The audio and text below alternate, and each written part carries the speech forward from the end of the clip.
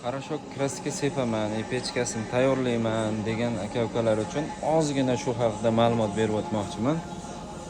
Ko'rib turganlaringdek, qarashok kraska sepish jarayoni hozir tillarang sepishyapti.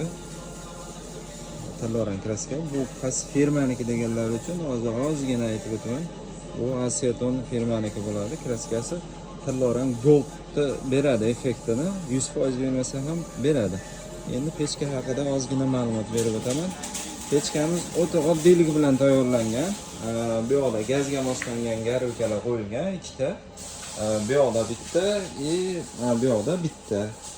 Stollarni joylashish uchun tepaga mana pirlabga qo'yilgan.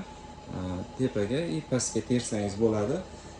Bu gazga yoqqandan keyin, bu propanga yoqiladi. Gazga yoqqandan keyin обязательно tepadan dimoxod qo'yilishi shart. Bu yoqda mana datchigi qo'yilgan.